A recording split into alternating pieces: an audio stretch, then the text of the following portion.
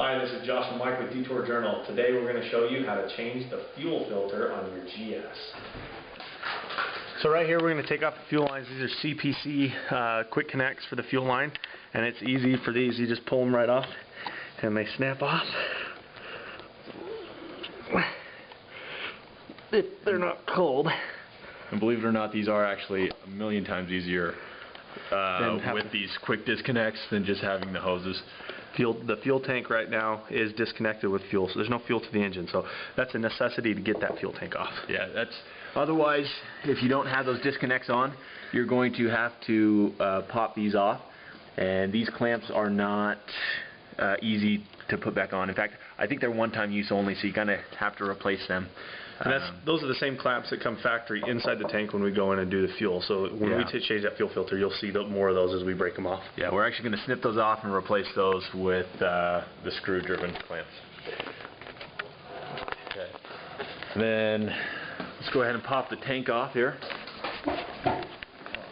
You got to make sure your screw is off right here. Bolt right here, we're going to take that off. This is the only bolt that really keeps the tank on. So once we remove that, we'll be able to pop the engine right off. You slide it up and back. So then, as you pull this out, you're going to pull out, up and out like that, and it should come right off. And then also, you're going to want to check and make sure in here there is a electrical connector. Right there, and we're going to pull that off here in a second. I'll go ahead and pull that off. And usually it's easier to do before you pull the tank off. There you go. So you just disconnect that. The tank comes off. This right here, this last hose, another thing that we should have taken care of beforehand, is just a vacuum hose. And it's cold, so it's on there pretty tight, but it will come off. There you go.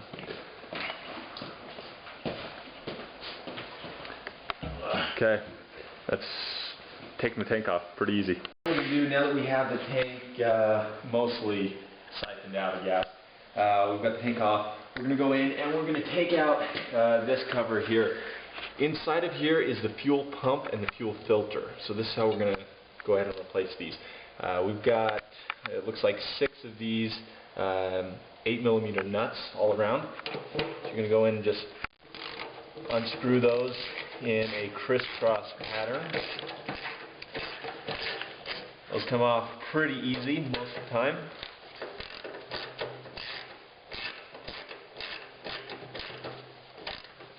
Before we pull this off, you want to make note there's one flat section of this plate. You really want to make note where that is. I recommend taking a marker and marking both on the tank and on the plate itself so you can align this back where it is, or back where it needs to go. So we're going to lift this off now that we have those screws off. And in here, there's a couple different things, mainly these 2 hoses. These 2 hoses are vent hoses. They lead up to the vent release up on the gas cap. So what we want to do, and especially if this is the first time that you've taken these tubes off, we want to release these hose clamps here. Best thing to do is with a pair of pliers. Basically grab those and twist, and they're not always super easy to take off, but they will come off eventually. As with any of these hose clamps, you're going to want to replace these.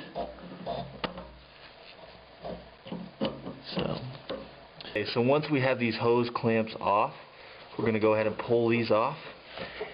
And I recommend getting both hose clamps undone first and then pulling these hoses off, because what you don't want to do is you don't want to lose these hoses back into this hole, because they can be kind of a pain to dig out. So once you get those out, go ahead and get some tape or something to kind of hold those off to the side. It's going to be very helpful for you later. So just hold those off to the side. Doesn't even have to stick very well, just don't let them go back in like they're kind of doing. And then you're going to grab this plate and very gently and carefully you're going to pull this out. You may have to navigate these hoses a little bit to do that. Okay. And that's it right there. It's your whole unit. So with this, we've got the fuel filter that we're going to replace and the fuel pump. This is an external fuel filter, and here's your float, of course. So pretty easy, pretty standard stuff. Again, to replace the fuel filter, we're going to have to break these clamps, and we're going to replace them with some stainless steel screw clamps. Make sure they're stainless steel because obviously these are going to be in liquid for long periods of time, so we want to make sure they don't rust. So go ahead and break these clamps just like we did the first ones with a pair of pliers. They can be a little feisty, but just kind of grab them and pull and replace your filter. Alright, so here we just snapped off the two bracket pieces, the hose clamps that are here and here. We use a pair of angle cutters to cut those off. They're not fun to get off, but once you do, you basically just take note of which way the arrows are going on that fuel filter so you can put the next one on. Pop these horseshoe brackets off, especially if you bought one of the kits online that comes with everything. You're going to want to pop that off. But first, you'll pull the hose off. Like Mike said, you want to make sure that you're paying attention to the direction, the flow of the direction of flow on this, because when you pull it off, it's going to be full of about 3 to 4 ounces of fluid, and you can take that and direction of flow. You can put it back in your tank and let it drip out, or you can just put it in your oil pan and let it drip into there because you don't want to. That's just spent fuel. We already did that just for convenience. Next portion of it, direction of flow, just like on that one. The new one, we're going to take the direction of flow and we'll insert that new one on, or we'll put the new clamp on. Sorry, getting ahead of myself. New clamp on. You want to make sure that the new clamp is facing out. You place that on, direction of flow, place that in there, and then use your flathead screwdriver provided by BMW in your kit or in your Craftsman kit or whatever ghetto pack you have strapped onto your off-road adventure beast, and make sure it's screwed in there nice and tight to the point where you can tug on it and it will not come off, and then go about 3/4 of a turn tighter on it.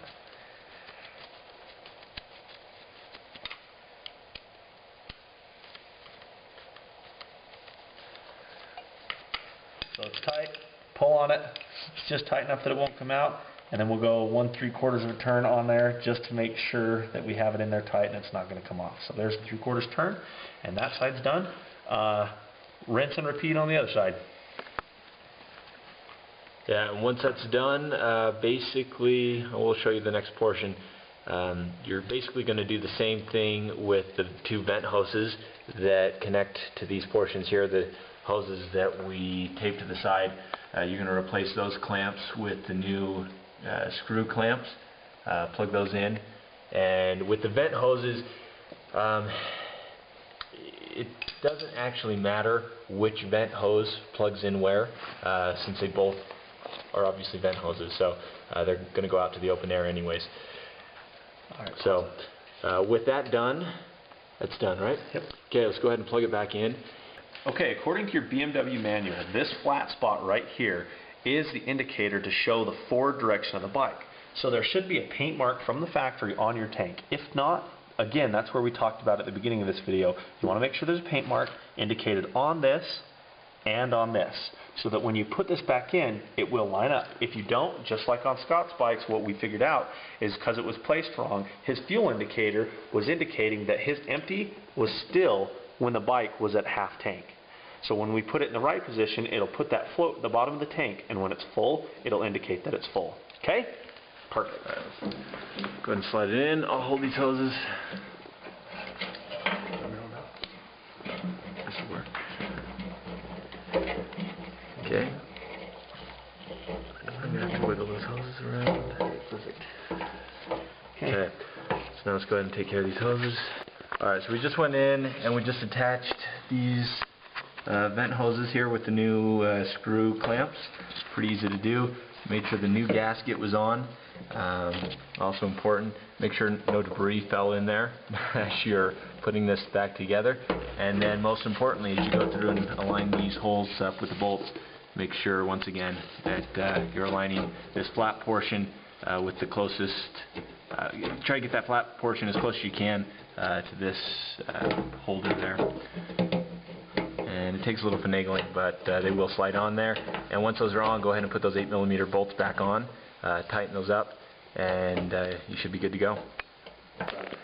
Okay, so when you put the gas tank back on, slide it on kind of the same way you took it off, with the forward motion there.